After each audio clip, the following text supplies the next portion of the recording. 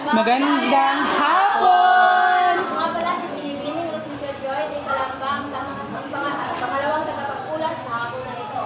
Ang ating tatalakayin ay nagtutungkol sa structural functionalism.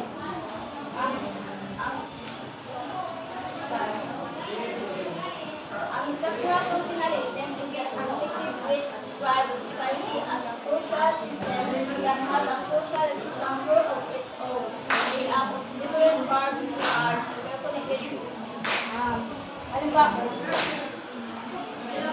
Ito yung ang structural functionalism ay kung yung isang bagay ay hindi kompleto ay hindi magpa-function yung isang bagay. Halimbawa na lamang yung car, yung kotse. Diba kung yung kulang yung gamit ng isang kotse ay hindi magpa-function yung yung makina niya. Sabi ni, according to Herbert Spencer, 1880 these are similarities between society and the human body. Halimbawa na naman ito yung body system ng human. Kung hindi magpa-function yung body system ay hindi siya makakagalaw, makakakilos. Halimbawa na lang ito ay yan. Yung cellphone, yung paano natin gagamitin yung cellphone para makapag. Tapos,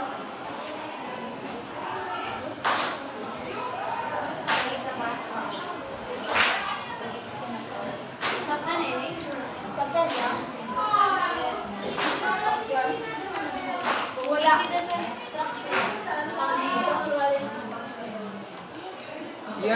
Yes. So, dumako naman tayo sa pangalawang tatalakayin sa hapon. Ito naman ay patungkol sa interactional theory. Ang interactional theory ay ito yung pag-interaction sa tao at pag-interaction sa society.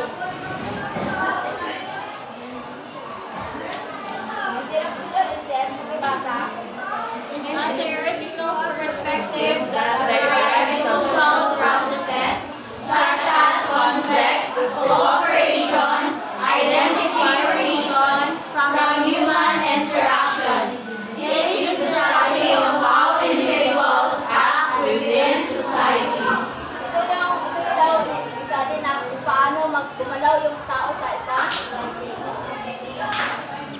According to John Dewey's interactional model, 1987, that kung lumina na daw, kapag lumina daw anumang social bonsai, maaaring makababa ito ito ng criminalidad. Halimbawa, there are four elements of crime prevention and social bonsai.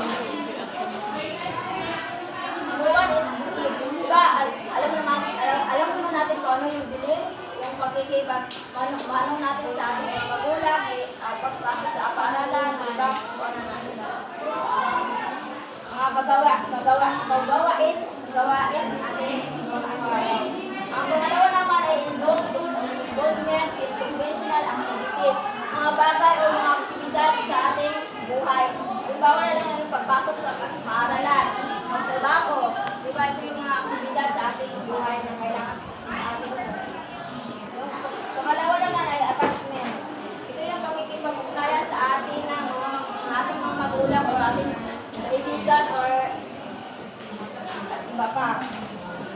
Ang pang-apat naman ay commitment. Ito yung malawak na sinasaklaw na kita sa amin ng relasyon, commitment sa isang pag-ibig or kaibigan.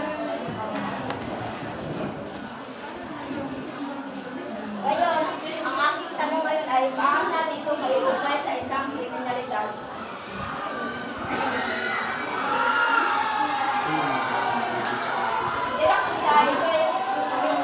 Kapag humina daw ang pagkikipag-social bonds ay maaaring makaresulta ito ng kriminalidad. Halimbawa nito ng bilib, di ba?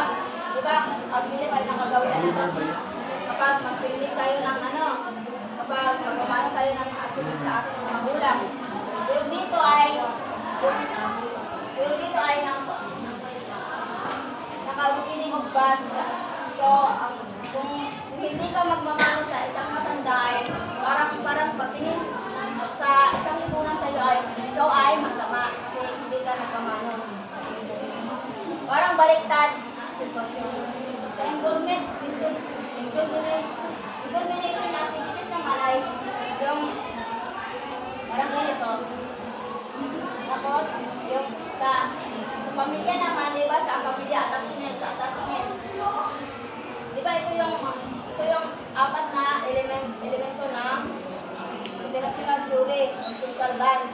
Yung attachment naman ay kapag nagproblema kapag nag-aaway yung isang pamilya, di ba, ay pagtuhan ng mga anak.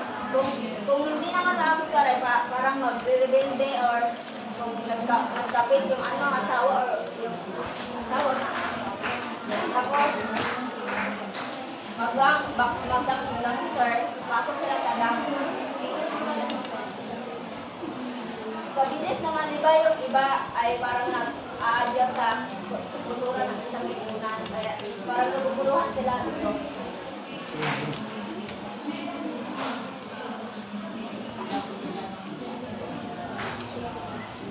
Sa involvement naman, di ba, ang involvement ay mga bata ng aktibidad.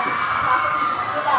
Parang ito ay kung ikaw ay may problema, parang ayaw mo pumasok sa iyong trabaho kasi naisituhan ka sa iyong problema.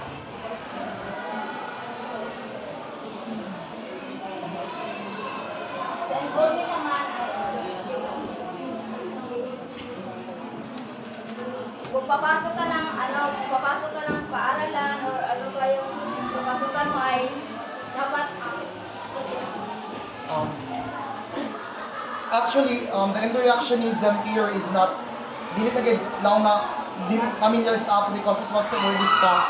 Sa interactionism is ang proponent, isa sa mga proponent ni si Jerome Bruner. Kung si Koan is maiya LAD or language acquisition device, si Bruner maiya LAS or language acquisition support system. Nga sa involvement, ang bata ko no is kung mas ga-involve siya sa community, mas dako ang chance na makalikay siya sa mga activities na makadaot. So di kibali gi-state na kung una kita kibali ng bata sa iya community, sa iya ka interact, iya sabihin siya haudon o ma-develop. For example, kung sa kabata is ginakulata kibali niya parents, for sure gayon na pagkadako niya, himuon sa niya sa iya bata sa future. So interactionism state that those actions or behaviors na imo ipakita sa imong bata will adapt guys sa future na mahitabo. Kung imo siya maintain na yakita o ya witness ng isa ka bata.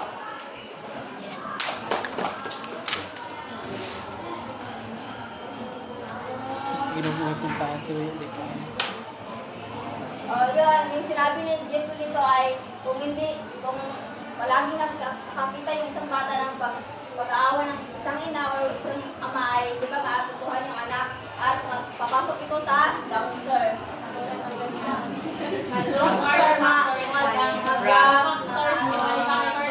Vices. Wala lang kaya. Kissy. Thank you.